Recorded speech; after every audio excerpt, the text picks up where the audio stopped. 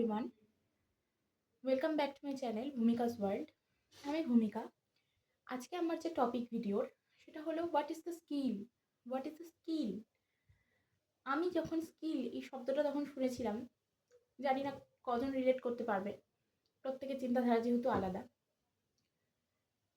So আমি যখন start করেছিলাম স্কিল শব্দটা দিয়ে কথা, তখন স্কিল বিষয়ে আমি ভাবতাম কি যে এটা বোধহয় কোনো একটা স্কিল শেখা, হয়তো কোনো একটা মেশিনপত্রের কাজ। আমি একদমই বলছি, মানে আমার মনের যেটা কথা সেটা কোনো রকম মডিফিকেশন ছাড়াই বলছি। অনেকে শুনতে মানে ভীষণ, আমারও হাসি পায়, এটা কী ধরনের কথা, কী চিন্তাভাবনা আমার ছিল সে সময়।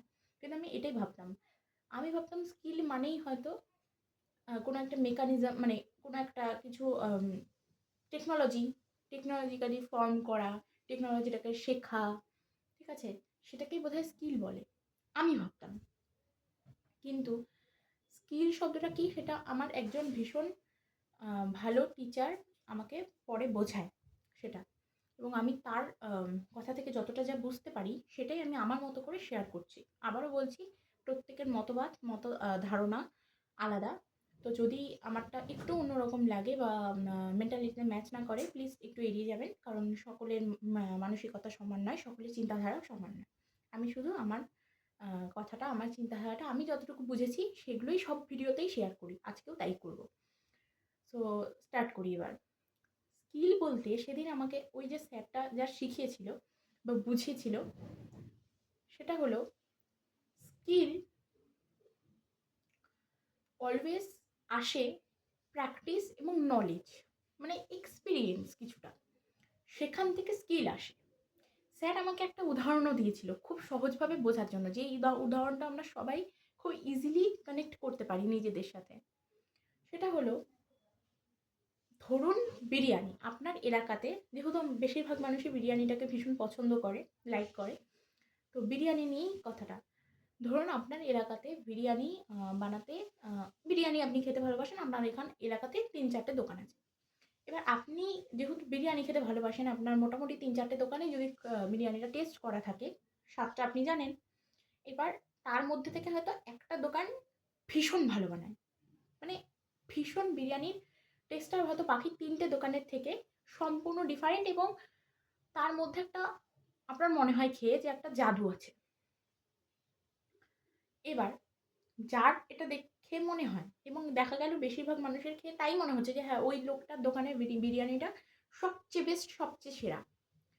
যার এটা মনে হলো, সে মানে যাদের এটা মনে হলো, তাদের চোখে সেই লোকটা কিন্তু সেই বিষয়ে পারদর্শী, এক্সপার্ট।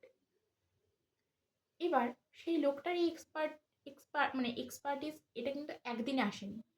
পারদর্শিতা, বাংলায় পারদর্শিতাটা একবারে আসেনি। বহুদিন ধরে চেষ্টা করতে করতে করতে করতে ট্রাই এবং সেই বিষয়ে নলেজ গেইন করা, কনসিস্টেন্টলি নলেজ গেইন করা, প্রতিদিন একটু একটু করে নিজের বেস্টটা দেওয়া। বেস্ট নিয়ে আমি আগের ভিডিওটা বানিয়েছি, আশা করি আপনারা দেখেছেন অনেকেই। তো প্রতিদিন একটু একটু করে নিজেকে বেস্ট তৈরি করা, নিজের বেস্ট ভার্সন তৈরি করা, নিজের শেখা, নিজের ডেভেলপমেন্ট করা, নিজের সেলফ ডেভেলপমেন্ট, সেলফ ইমপ্রুভমেন্ট, সেটা আমার মনে হয় অনেকটা হেল্প করেছে সেই লোকটার সেই সাকসেসটার ওপর। তার মানে ওই লোকটার একটা নিজের প্রতি কনফিডেন্স চলে এসেছে যে আমার এলাকায় বা আমার অঞ্চলে যে আরও 5টা দোকান আছে বা আরও 3টে দোকান আছে, তাদের থেকে সবচেয়ে বেস্ট আমি বানাই। ডেফিনেটলি তারাও ভালো করে, আমি তাদের ছোট করছি না, কিন্তু সে তার স্কিলের প্রতি যথেষ্ট অবগত। কিন্তু সেই স্কিলটা তার একদিনে আসেনি, সেটাও সে জানে। যে আরও বাকি দোকানের 3টে লোক যে পরিমাণ পরিশ্রম করেছে, তারাও যে একদম পরিশ্রম ছাড়াই ভালো বিরিয়ানি বানাচ্ছে তা তো নয়।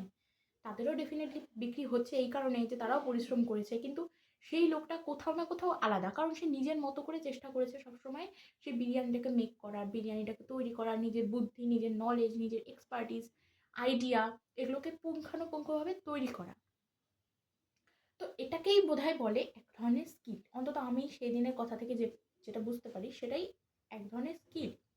এবং এই স্কিলটা তৈরি করা ভীষণ ইম্পর্টেন্ট, ভীষণ ইম্পর্টেন্ট।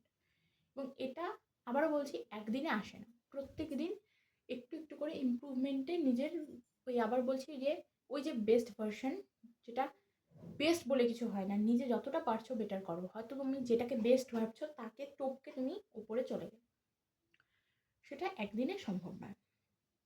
প্রতিদিন শিখতে হবে এবং ডেফিনেটলি কাজও করতে হবে। এই যে চিন্তাধারা বা এই যে অ্যাকশন, সেটাকেই বোধহয় বলে স্কিল। কথার কথা, কোনো একটা জিনিস হয়তো দুটো লোক করছে একসাথে, তার মধ্যে দেখা যাচ্ছে একটা লোকের সেটা নিয়ে মার্কেট ভীষণভাবে চলছে। সেটা যে কোনো জিনিস নিয়ে, আমি পার্টিকুলার বলছি না, যে কোনো জিনিস নিয়ে মার্কেট বিশালভাবে চলছে এবং আরেকটা লোকের অত মানে যেটা হয় আর কি, অত ভালোভাবে চলছে না। মানে চলছে তো ডেফিনেটলি, কিন্তু কম্প্যারিজন যেটা একদমই করা উচিত না, কম্প্যারিজন করছিও না আমি। জাস্ট আমি বোঝাচ্ছি যে ওই লোকটার সাপেক্ষে ওই লোকটার, এ লোকটার সাপেক্ষে বি লোকটার একটু কম। তার মানে কি সে খারাপ বানাচ্ছে? তার মানে কি তার কোনো নলেজ নেই? তার মানে কি সে উঠতে পারবে না কোনোদিনও? ডেফিনেটলি পারবে, অবশ্যই পারবে। কিন্তু এখনো সে কিছু হয়তো কম জানে বা কিছু হয়তো কম করেছে বা কিছু হয়তো তার ত্রুটি আছে, যার জন্য সে এ লোকটার সমান হচ্ছে না। তাহলে কি হয়, এ লোকটার স্কিলটা ডেফিনেটলি ভালো বি লোকটার থেকে, এবং এই ভালো স্কিলটার জন্য তাকে সে এত বিখ্যাত। তো এটাই স্কিল, নিজেকে প্রতিদিন ইমপ্রুভ করা, নিজে শেখা, নিজে যে কাজটা করছি হয়তো একটা কাজের উপরে ফোকাস করছি, কিন্তু সেখানে যেন নিজের বেস্টটা দিতে পারি, সেটাই। বেস্ট মানে আবারও বলছি, বেস্ট বলতে ওইরকম বেস্ট কিছু হয় না, যেটা আমি এর আগের ভিডিওতে আলোচনা করেছি। বেস্ট বলতে সবসময় নিজের ওই একদিনে যতটা ভালো পারবো দেওয়ার চেষ্টা, সেটাই বেস্ট, এবং সেটাই ধীরে ধীরে স্কিল তৈরি করে। এবং এটাই আমার স্কিল সম্বন্ধে ধারণা। আমি যেই উদাহরণটা দিয়ে নিজে বুঝেছি আমি সেটা দিয়েই বোঝানোর চেষ্টা করলাম। জানি না কেমন লাগলো বা কতজন কানেক্ট করতে পারলো, কিন্তু আশা রাখি ভালো লাগবে। ধন্যবাদ। আজকের ভিডিও এখানেই শেষ হচ্ছে।